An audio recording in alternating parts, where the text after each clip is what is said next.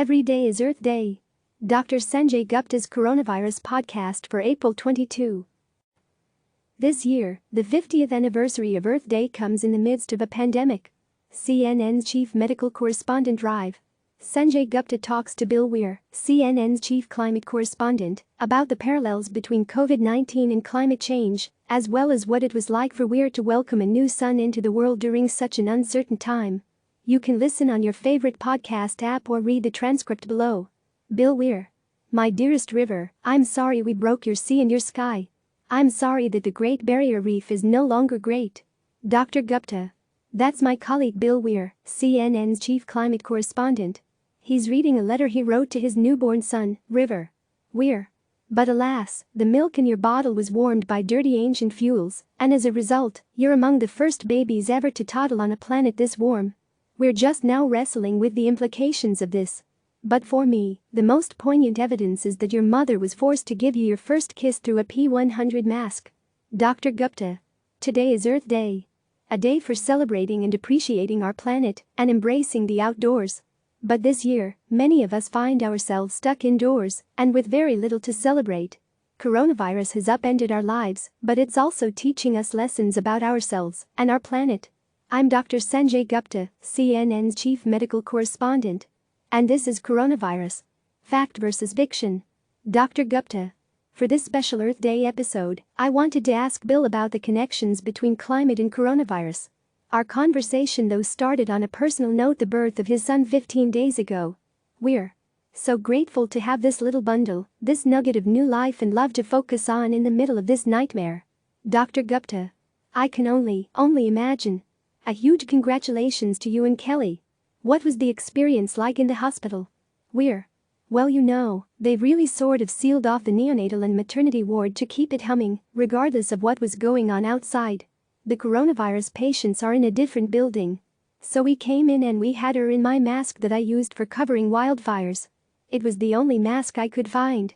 Almost bought one off of eBay for $600 from some profiteer because we were so worried. But then I remembered I had this mask that I used to cover the last round of wildfires. And, you know, she kissed our baby through that mask for the first time, which is sort of a poignant parallel between, you know, climate crisis and the pandemic that we're in right now, and how they all relate. Dr. Gupta. Bill, one thing I just want to make sure we're making clear as well is there is a parallel between all the work you do and report on with regard to climate change and what is happening now with this pandemic. Right? I mean, if it's the infringements on these areas, deforestation, what is the parallel between this pandemic and climate change? Weir. I think the most obvious one is that for a very long time, very smart scientists said, if we're not careful and we cut down all the jungles, we're going to unleash an invisible enemy that's gonna come out of those jungles and get into our lungs. But that was a story that few people wanted to hear. And for an even longer time, very smart scientists have been saying, if we're not careful, an invisible enemy is going to come out of our factories and our cars and our homes. And it's going to get into the sky and the sea, and it's going to disrupt life as we know it. We're going to lose the ability to predict the weather. And that was a story that too few people wanted to believe. And when it comes to the responses, look at the countries that waited until people started dying to act. They're the ones suffering the most. Whereas you look at South Korea, where they have a respect for expertise and a knowledge and a belief that we're all in this together and we can quench this thing. They flattened the curve. I mean, I'm so happy that flatten the curve is now part of our vernacular because we can do the same thing with climate. Whether that's a global effort of the smartest people around the world cooperating to either find a vaccine for this particular virus or to come up with a way to power our lives in a clean, sustainable way. Dr. Gupta. It is hard to believe that we're sort of in this self-quarantine on Earth Day. I mean, no matter how good your predictive skills are, I think very few people would have been able to predict that. Weir. It was predicted. You know, there are just as, maybe not as many, scientists who have been warning about climate change for over a century. We've had virus hunters saying this was a very real hazard. But again, we're just not wired to think in these terms, I think. You know, we evolved to fear the noise behind a bush and try to figure out, is that a stick or a snake? And we think about immediate threats, and time rubs the edges off of our fear. It's a reminder that when our smartest scientists say something really bad could happen if we're not careful, We should probably pay attention to that and certainly not politicize that. Dr. Gupta. There's been a lot of pictures, and you see how quick things change in terms of the impact in the acute environment at least. The air's a little cleaner. There's the birds that are chirping in Wuhan, which I guess hadn't happened in a while. We get to see what happens when human activities on the planet come to somewhat of a halt. What does that teach us about the human impact on the environment? Well, I think it teaches us just how much the human footprint is literally on everything.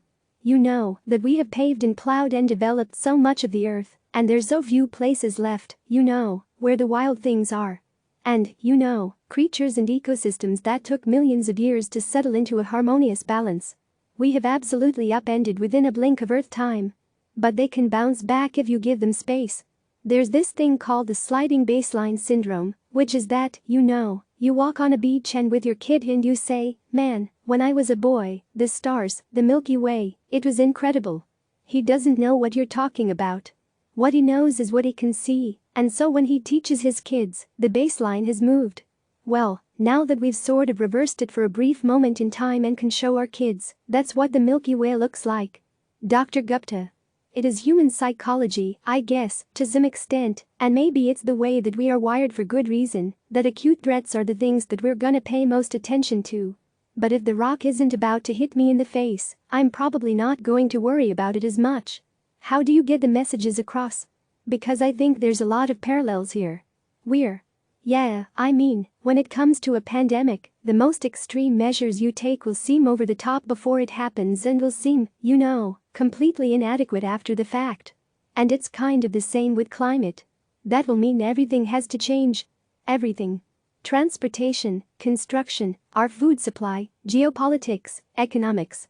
And that's such a seismic thing to a species that sort of likes things the way they are. That's such a big ask. And if we do all of those things, it will seem excessive. But if we don't do those things, it's going to change anyway. Dr. Gupta. I'm wondering, Bill, for you, I'm sure talking to people who fully understand what you're saying. You talk to people who are flat out denying it. And then there are people in between who say, I don't disagree with you, but it seems like the cat's out of the bag here. We're never getting that cat back in the bag. How do you have those conversations with people, especially with regard to the inevitability? Yes, I think we have to be honest and you have to prepare our children for what's coming.